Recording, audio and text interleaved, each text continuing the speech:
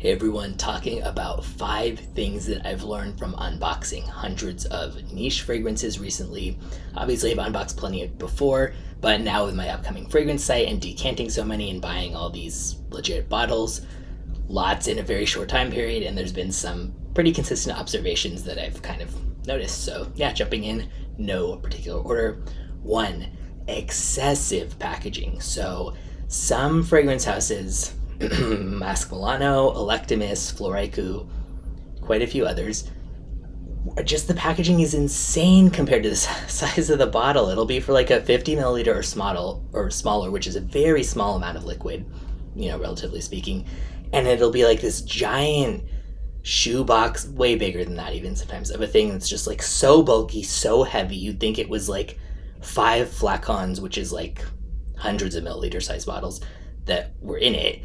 And then you open it and it's like one of those nesting dolls or something, and you just keep opening layers, and then it's like nestled in a nice little velvety sort of lining thing, and it looks nice once you open it and whatever, but it's just like such a thick box and just so unnecessary and heavy and just ridiculous. Yeah. Then that kind of brings me to the next point. Too heavy. And I'm not just talking about the boxes, but the actual bottles. Like, whoa, I'm sure anybody who's held an Electimus bottle, I mean, that thing could be like legit used as a weapon, and a very deadly one, because wow, I think that's one of the heaviest bottles proportional to the amount of liquid that I've ever held.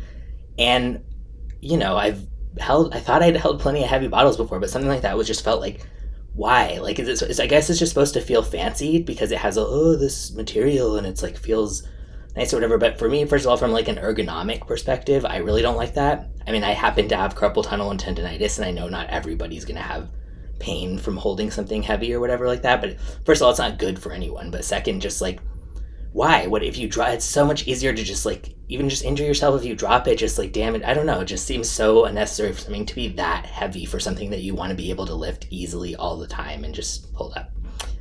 3, quirky shapes are fun until they aren't. So yeah, this isn't just about I guess all these, they're not just about the unboxing moment, but so this isn't just a recent unboxing, this is full bottle worthy for me, but love the bottle, weird, quirky, classic Comme des Garçons, but it doesn't stand on its own, and it's intentional because they brag about that in the product copy, like a fragrance so weird it shouldn't even exist and it shouldn't stand on its own or something, and it's like, I mean, no, like, couldn't you have just made it look like this and then it could stand like this? That would be cool. It doesn't even really stand easily like this, like it kind of wobbles, so you just sort of have to lean it against something. And on a more common example, I mean, maybe people disagree with me about this, but here's a Wilhelm Parfumerie bottle. This is the Eau de Fer. And this, to me, it's just a little bit clunky. It's not the worst out there. Like, there's plenty.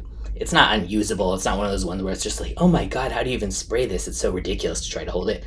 But I don't like having to kind of like I don't know, it just doesn't feel, comparing to like just one of kind of like a standard bottle. Like, it looks cool for a second, the hockey puck type of thing, but I don't think it's as fun to try to like hold something in a weird position.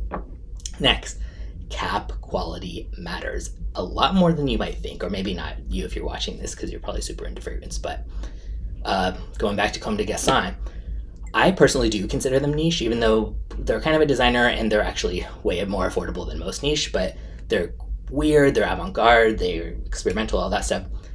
They have the worst caps. This is like worse than I would expect to get for something on sale for $10 at TJ Maxx or something like that. Like, it's just, I mean, it sounds really snobby, but it is kind of pathetic to be paying $100+ for a bottle, and they put this thought into the bottle and the fragrance and all that stuff, and they just use like, just the absolute worst possible. And I wouldn't have thought I would even care about the cap quality until I tried Comme des Garçons once and how bad they are, for at least some of the ones that I've tried.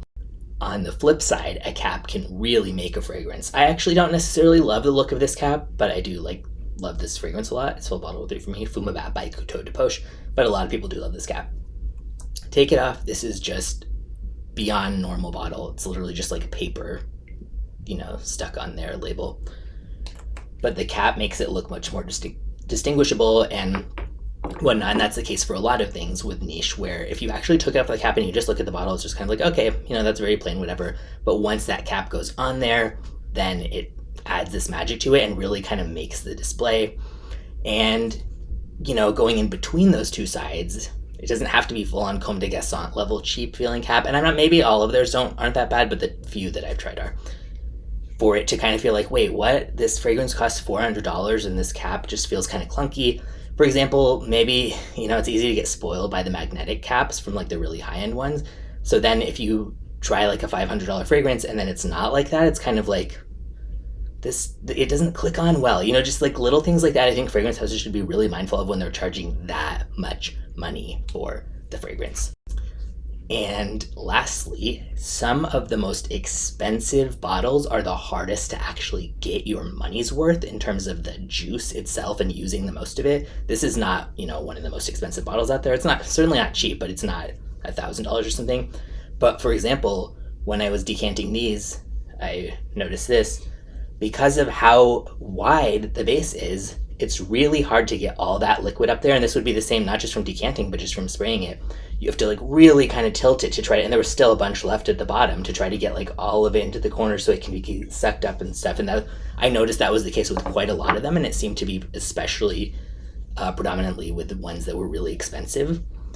And yeah, that really matters more when you're paying the equivalent of $10 per milliliter or whatever, maybe not quite that much, but a lot, versus if it's just some cheapie or something. So that was interesting how a lot of aspects of the most expensive ones are not always the most conducive to the best user experience, so to speak. So I guess one of the lessons I would say of that is if you're buying an expensive one, unless you've already handled a bottle from that brand and you love it, do it solely for the juice, as people say, for the fragrance itself that you love. Don't go into it with too many specific expectations. And I know that sounds ridiculous because, of course, if you're buying a $500 bottle, like, you have every right to expect that it should be perfect and this and that. But there's a lot of different potential issues that could come up. So just to be safe, I would first and foremost, and I would suggest that either way, go into it just about how much you love that smell. And then you'll be less likely to be like, what the hell? Like, what this, feeling that way about the bottle or whatever. And yeah, curious what other people have observed about kind of trends that you do or don't like between particularly niche, because designer ones, everybody's tried and kind of they have more similar stuff going on a lot of the time. But yeah, if anybody else has different opinions about this kind of bottle stuff, love to know.